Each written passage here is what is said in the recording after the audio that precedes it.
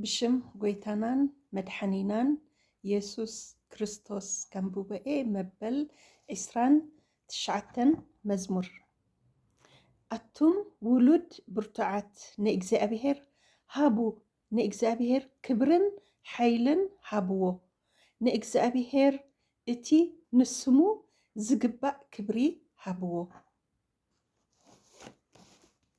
ንእግዚአብሔር ብጌጽ ቅድስና ስገድሉ ድምፂ እግዚአብሔር ኣብ ልዕሊ ማያት እዩ ኣምላኽ ክብሪ የንጎድጉድ ኣሎ እግዚአብሔር ኣብ ልዕሊ ብዙሕ ማያት ድምፂ እግዚአብሔር ብስልጣን ድምፂ እግዚአብሔር ብግርማ እዩ ድምፂ እግዚአብሔር ንጽሕድታት ይሰብሮ ንሊባኖስ ንስርዮንን ከም ብተይ ከም ጣዕዋ ጎባይ ይዕንድሮም ድምፂ እግዚአብሔር ንሃልሃልታ ሓዊ ይስንጥቆ ድምፂ እግዚአብሔር ንምድረ በዳ የንቀጥቅጦ እግዚአብሔር ንምድረ በዳ ቃዴስ የንቀጥቅጦ እዩ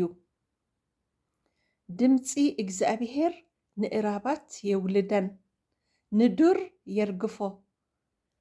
ኣብ መቕደሱ ውን ኩሉ ክብሪ ይብል ኣሎ እግዚአብሔር ኣብ ልዕሊ ማይ ኣይሂ ተቐመጠ ኤረ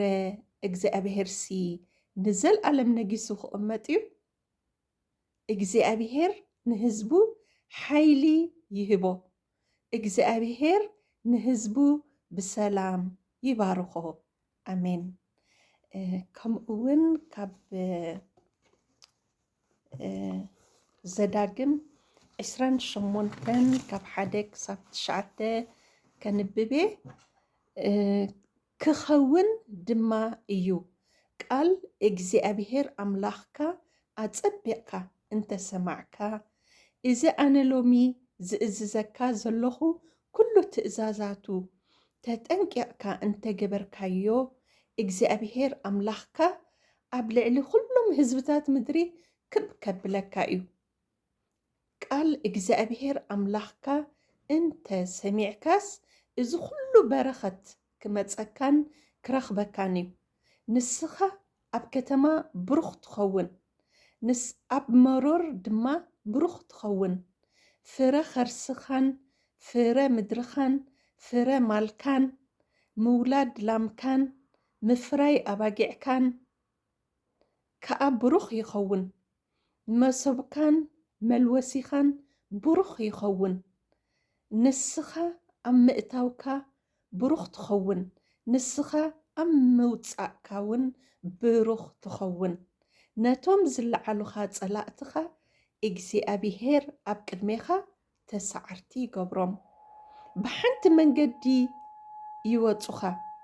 ካብ ቅድሜኻ ድማ ብሸውዓተ መንገዲ ይሃድሙ እግዚአብሔር ኣብ ቆፎኻን ኣብ ኩሉ ተግባር ኢድካን በረኸት ይእዝዘልካ ኣብታ እግዚአብሔር ኣምላኽካ ዝህበካ ምድሪ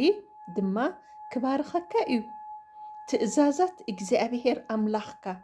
እንተሓሎኻ ብመገዱውን እንተኸድካስ እግዚአብሔር ከምቲ ዝመሓለልካ ንእኡ እተቐደሰ ህዝቢ ገይሩ ከቑመካ እዩ ኣሜን ክብርን ምስጋናን ንዓኻ ይኹን እግዚአብሔር ኣምላኽ ተመስገን ስለቲ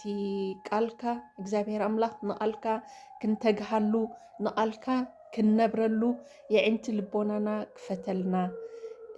ኩሉ ምስጋና ክብሪ ኣምልኾ ውዳሴ ተጠቕሊሉ ናብ ዝፋንካ ይብጻሕ ኣሜን